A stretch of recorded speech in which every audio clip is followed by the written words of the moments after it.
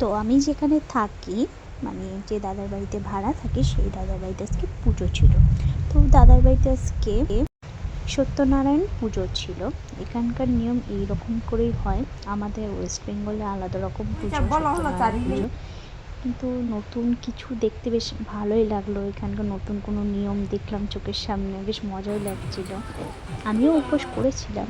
পুজো যতই হোক বাড়ির পুজো, আর এইগুলো এই আন্টিগুলো খুব ভালো, খুব খুব খুব সুন্দর এদের কথাবার্তা। আমার সাথে ফোন এসেছিল যে পুজো শুরু হয়ে গেছে। তোমাদের বাড়ির কাছে এরকম পুজো কার কার বাড়ির কাছে এরকম পুজো হয় অবশ্যই কিন্তু কমেন্ট করে বলো তোমরা। তো দেখো তোমরা পুজোটা কীরকম হচ্ছে। পুজোর আয়োজন করা কমপ্লিট। অনেক সুন্দর করে তৈরি করেছে সবাই, সব কিছু প্রসাদ খুব সুন্দর নিয়মটা। এই দিদিটা আবার তৈরি করে দিচ্ছিল। এবার পুজো শুরু হচ্ছে।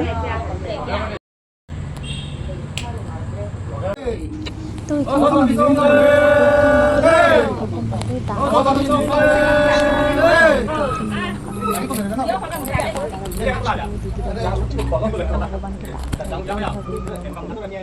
সবাই প্রণাম করছেন।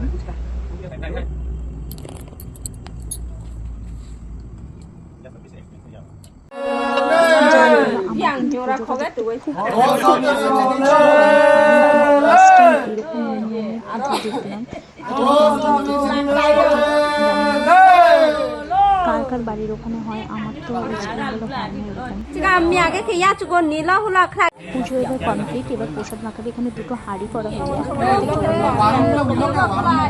প্রসাদ তৈরি হবে আর একটা দিয়ে পুরোটা প্রসাদ তৈরি হবে। যত ফল আছে সব ওই দুই হাঁড়িতে ভাগ ভাগ করে মেশানো হবে। খেতে কিন্তু খুব টেস্টি ছিল।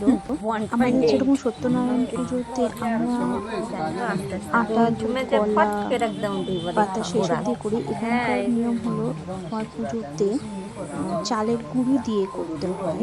তো খেতে কিন্তু সব কিছু অসাধারণ ছিল। আমি ফার্স্ট টাইম ট্রাই করেছি। এটা জল দিয়ে হবে, ওইটা দুধ দিয়ে হবে, দিয়ে সব মানে যা যা আছে সব এক জায়গায়। আমার পাশের দিদি খুব সুন্দরভাবে আমাকে বোঝাচ্ছিল যে এটা এইভাবে করতে হবে, এটা ওইভাবে করতে হবে, কারণ আমি তো জানতাম না। দিদি সত্যি আমাকে খুব বুঝিয়ে বলছে আচ্ছা আমাদের দেখতে থাকো, কত সুন্দর লাগবে তোমার সত্যি।